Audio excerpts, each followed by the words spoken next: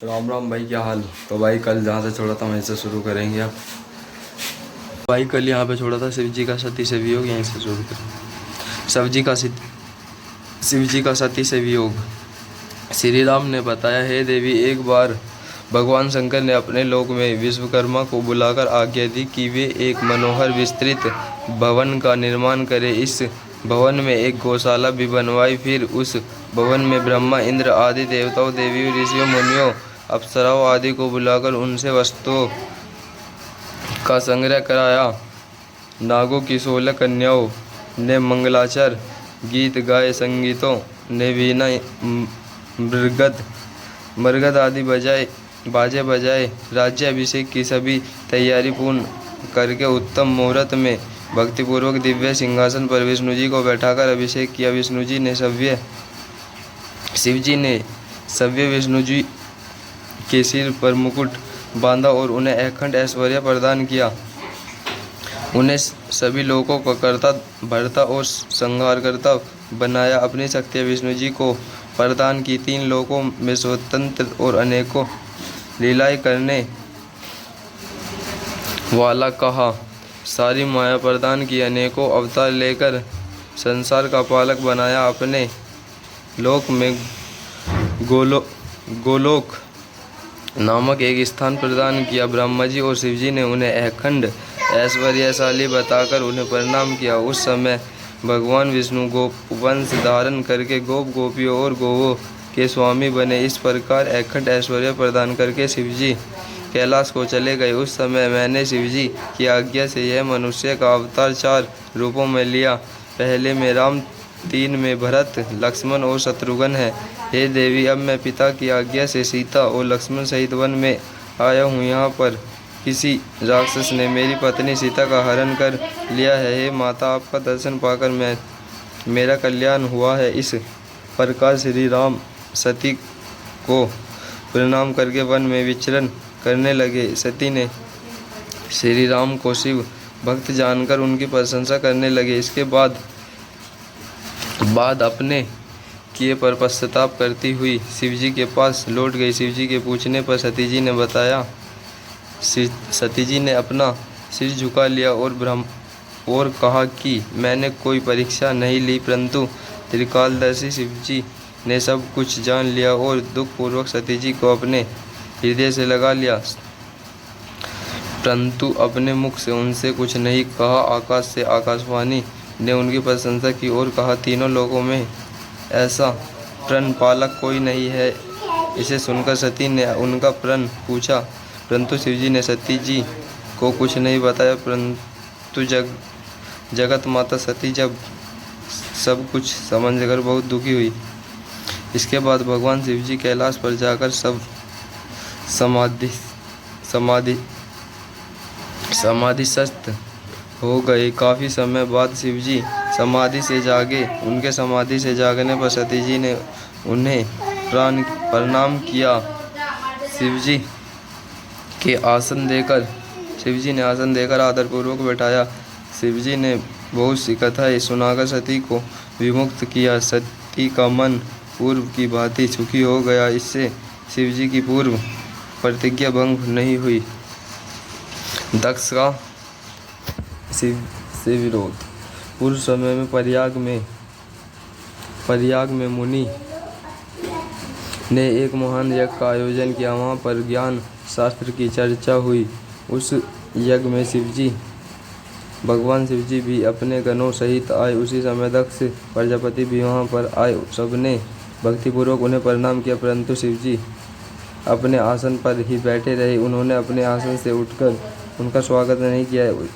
इसमें दक्ष क्रोध में भर गए। उन्होंने सभा के मध्य में खड़े होकर शिव जी को अपशब्द बोले। उन्होंने कहा, यह शिव पाखंडी, दुर्जन, पापी, ब्राह्मण, निंदक और सदैव स्त्री में आसक्त रहने वाला व्यक्ति है। हे देवताओं, ब्राह्मणों, मैं इसे शाप देता हूँ। आज से यह देवताओं के साथ यज्ञ में भाग नहीं पाएगा। यह सुनते ही नंदीश्वर की आंख क्रोध में लाल हो गई। उसने दक्ष को फटकार लगाई, हे दुष्ट बुद्धि, क्या तू शिव तत्व को नहीं जानता है? अरे दुर्बुद्धि, इन भृगु आदि ऋषियों के मध्य में भगवान शंकर का तूने उपहास किया है, इसलिए मैं तुझे शिवजी के प्रभाव से श्राप देता हूँ कि तुम सब ब्राह्मण वेद का वास्तविक अर्थ न समझकर केवल वाद विवाद पर ही विश्वास करोगे। इस पर भगवान शिवजी ने नंदीश्वर को समझाते हुए कहा, तुम क्रोध नहीं करना चाहिए, मैं वेदों और ब्राह्मणों को श्राप नहीं देता हूँ। तुम सब समझ लो कि दक्ष का श्राप मुझे नहीं लगेगा। भगवान शिव नंदीश्वर को शांत करके अपने धाम कैलाश को चले गए। दक्ष भी ब्राह्मणों के साथ अपने निवास को प्रस्थान कर गए। दक्ष कथा ब्रह्मा जी ने नारद को बताया। शिवजी के द्रोह को ध्यान में रखकर दक्ष ने कनखल में, जो हरिद्वार के पास स्थित है, एक बड़ा भारी यज्ञ किया। इस यज्ञ में भृगु आदि ऋषियों को ऋत्विक बनाया। सभी सिद्ध गंधर्व, विद्याधर, आदित्य, नाग तथा सभी ऋषि मुनियों को बुलाया। ब्रह्मा जी एवं विष्णु जी पार्षद सहित पधारे, परंतु इस यज्ञ में दक्ष ने शिवजी को नहीं बुलाया। यहाँ तक कि उन्होंने अपनी पुत्री सती को भी नहीं बुलाया। यज्ञ के आरंभ के समय ऋषि दधीचि ने पूछा कि इस यज्ञ में शंकर क्यों नहीं आए। दधीचि की यह बात सुनकर मूर्ख दक्ष ने कहा, देवताओं के प्रमुख विष्णु जी आ ही गए हैं, फिर मुझे शिव की कोई आवश्यकता नहीं है।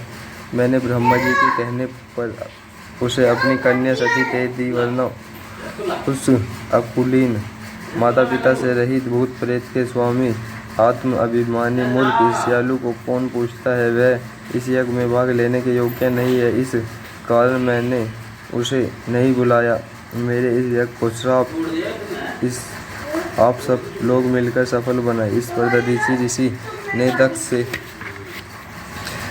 कहा, तुम चाहे जो कहो, परंतु शंकर जी के बिना यह यज्ञ अधूरा है, इसमें तुम सब नाश के भागी बनोगे। इतना कहकर महर्षि दधीचि उस यज्ञ को छोड़कर चले गए। इसके साथ ही वहाँ जितने शिव भक्त थे वे भी दक्ष को श्राप देकर लौट गए। इस पर दक्ष हंसकर कहा, शिव भक्त दधीचि चला गया तो अच्छा ही हुआ, मैं तो बहिष्कर्तों को यज्ञ में रखना पसंद नहीं करता। तब शिव की माया से प्रभावित होकर देवताओं ने यज्ञ को आरंभ कर देवताओं की पूजा की। सती का दक्ष के यज्ञ में आना। जिस समय देवताओं और ऋषि दक्ष के यज्ञ में जा रहे थे, उस समय सती जी गंधमादन पर्वत पर अपनी सखियों के साथ अनेक क्रीड़ाएं कर रही थी। सती जी ने देवताओं और ऋषियों को जाते देखा, तब चंद्रमा रोहिणी से आज्ञा लेकर गई। सती जी की आज्ञा से विजया नामक सखी ने चंद्रमा से सब वृत्तांत जानकर उनसे कहा। सती ने भगवान शंकर से कहा, हे प्राणेश्वर, मेरे पिता एक बड़ा भारी यज्ञ कर रहे हैं, उसमें आपको क्यों नहीं निमंत्रित किया गया। सब कार्य छोड़कर आप मेरी प्रार्थना पर मेरे साथ पिता के यज्ञ में चलने की कृपया करें, क्योंकि संबंधियों के यहाँ प्रेम बढ़ाने के लिए समय पर उनके पास जाना चाहिए। शिवजी बोले, हे देवी, तुम्हारे पिता दक्ष मुझसे वैर भाव रखते हैं, इसी वजह से उन्होंने तुझे भी नहीं बुलाया। परंतु बिना बुलाए कहीं नहीं जाना चाहिए। बिन बुलाए मेहमानों को मरण तुल्य अपमान सहन करना पड़ता है। यह सुनकर सती जी बोली, हे स्वामी, आपसे ही तो यज्ञ पूर्ण होता है, फिर आपको न बुलाने का कारण जानना चाहती हूँ। अतः मुझे ही जाने की आज्ञा दीजिए। सती का हठ देखकर शिवजी ने उन्हें नंदी वर्षक पर बैठाकर वस्त्र आभूषण से अलंकृत करके 60,000 गणों के सहित भेज दिया। सती का अपमान। सती जी जब अपने पिता दक्ष के यहाँ पहुँची तो वहाँ विशाल यज्ञ चल रहा था। सती जी को देखकर उनकी माता एवं बहनों ने तो उसका सत्कार किया, परंतु पिता दक्ष और उनके अनुयायियों ने उनका सत्कार नहीं किया। फिर भी सती ने समान भाव से सबको नमस्कार किया। उसने यज्ञ में अपने पति का भाग न कर उन्हें महान दुख हुआ और वे अपने पिता से बोली, आपने मेरे पति शंकर भगवान को क्यों नहीं बुलाया, जबकि वे सव्य यज्ञ स्वरूप हैं। उनके बिना आपने यज्ञ कैसे प्रारंभ कर लिया? क्या आप उन्हें एक साधारण देवता समझते हैं? यह तो उनका घोर अपमान है। ब्रह्मा विष्णु की ओर संकेत करके उनसे पूछा, आप लोग उनके बिना यज्ञ में कैसे चले आए? दक्ष ने क्रोधित होकर कहा, हे पुत्री, तू यहाँ बिना बुलाए क्यों चली आई? अब तू यहाँ रह या चाहे चली जा, तुझसे मेरा कोई संबंध नहीं है। तेरा पति भूत प्रेतों का स्वामी है, जो वेद के अनुसार बहिष्कृत, अकुलीन और अमांगलिक है, इसलिए मैंने तेरे पति को नहीं बुलाया। यह सुनकर सती बोली, जो व्यक्ति भगवान शिव जी की निंदा करता है या सुनता है, दोनों ही नरक के वासी होते हैं। इतना कहकर सती जी ने अपना शरीर योग द्वारा भस्म कर दिया। तो भाई आज के यही करते हैं समाप्ति आज की इस कथा की। अगली कथा में, तब तक के लिए राम राम।